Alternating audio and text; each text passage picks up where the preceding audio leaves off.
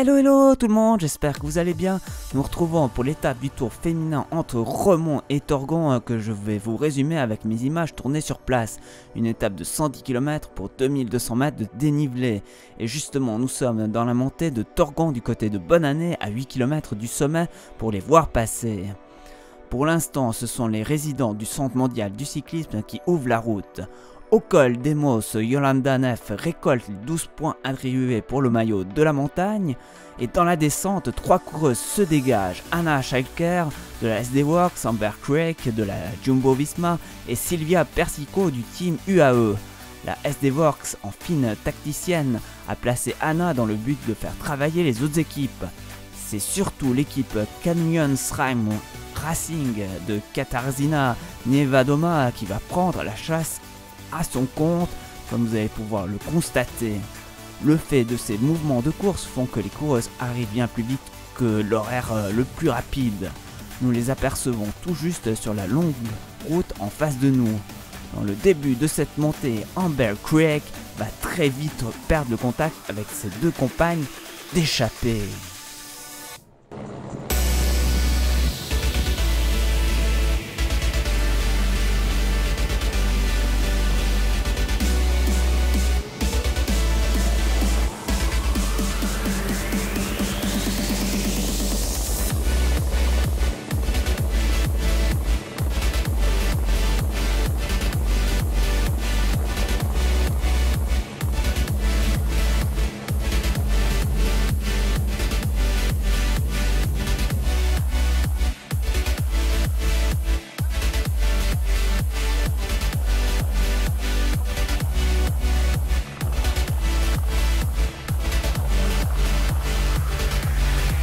Au pied de cette montée de pratiquement 11 km, elle comptait une petite minute d'avance sur le peloton.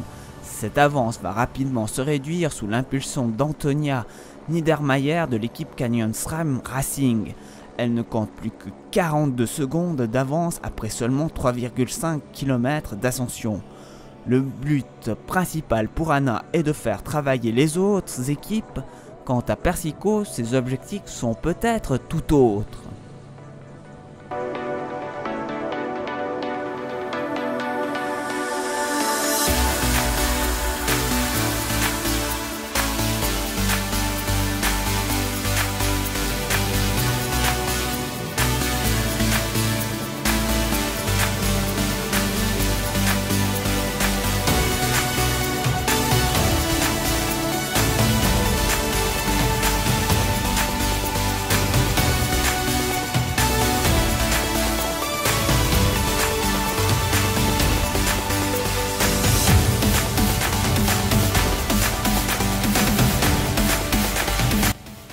En tout cas, au passage du peloton déjà bien réduit, Marlène Reusser tout comme Demi Vollering sont bien au chaud grâce au travail d'Anna.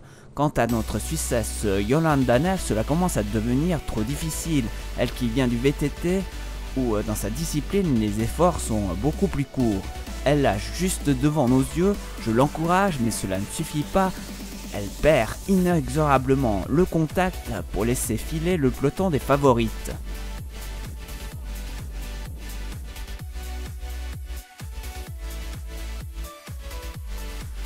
Nous n'avons pas les images de la suite de cette montée, pendant que les autres concurrentes lâchées défilent sous nos yeux et que nous les encourageons au mieux. C'est bien plus haut dans cette montée que vous pouvez retrouver en intégralité sur ma chaîne que les deux coureuses de tête vont se faire rejoindre bien avant le sommet. C'est quelques mètres avant une légère petite redescente que Juliette Labousse va amorcer la première attaque dans cette montée, créant le bazar pour réduire à un groupe de 4 composé de Katarzyna Niewedoma, Demi Vollering, Juliette Labousse et Marlène Reusser. C'est bien sous l'impulsion de Demi Vollering, la gagnante du général du Tour de France, que ces 4 filles vont s'échapper dans le plus dur de la pente avec des passages à 11%. Sur le rythme effréné de Demi Vollering, Marlène Reusser va être la première à lâcher du terrain. Elle sera suivie peu de temps après par Juliette Labousse. Katarzyna Niewedoma est la seule à tenir le rythme. Après tout le travail effectué par ses coéquipières, elle ne peut lâcher, va même jusqu'à passer devant pour accélérer légèrement. Seul le demi-Vollering parvient à la suivre. Dans la foulée, Katarzyna remporte le deuxième Grand Prix de la montagne de cette journée. Derrière, Labous et Reusser essaient de revenir. Dans ces 2 derniers kilomètres, un petit replat permet à Marlène Reusser de relancer l'allure. Ainsi, elle fait coup double en décrochant Juliette Labous, tout en permettant devant à demi-Vollering de ne plus prendre de relais.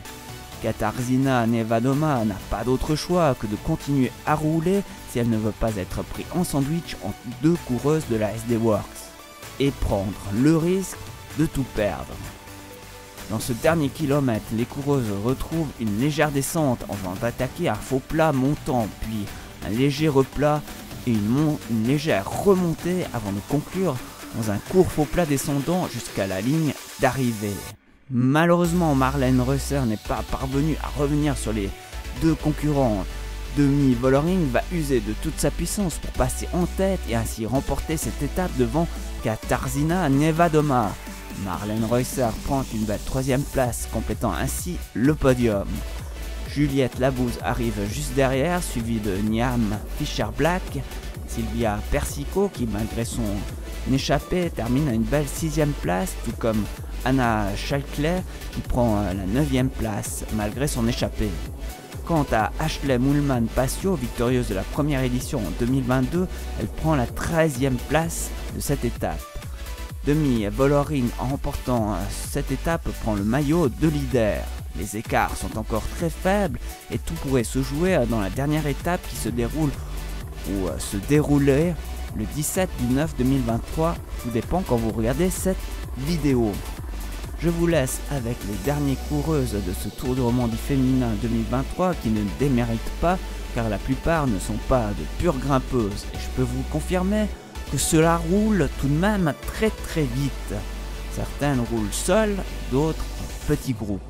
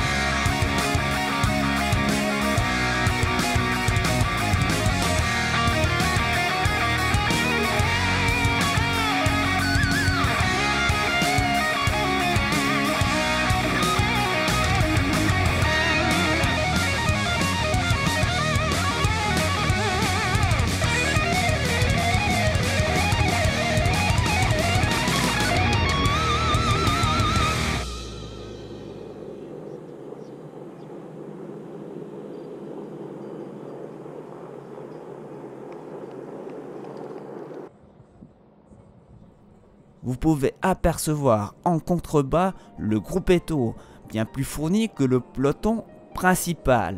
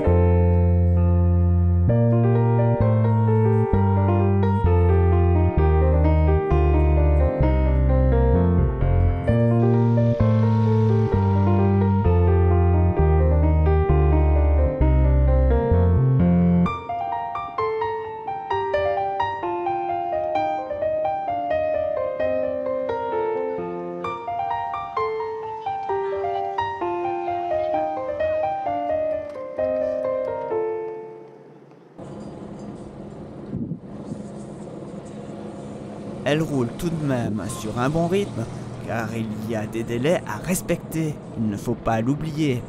Je pense que je pourrais même les suivre, quoique.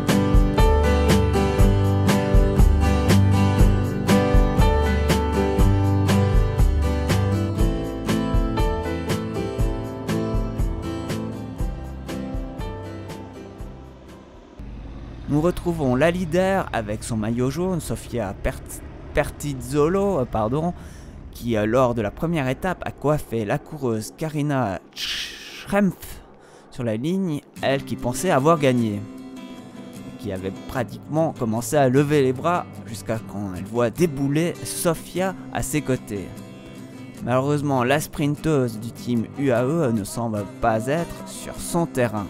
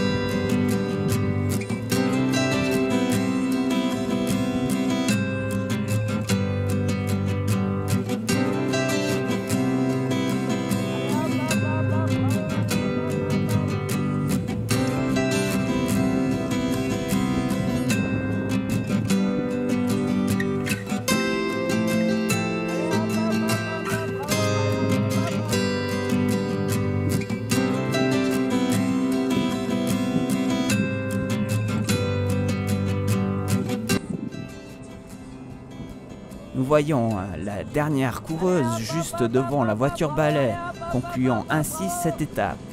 Bravo à toutes ces coureuses qui, de la première à la dernière, n'auront pas démérité.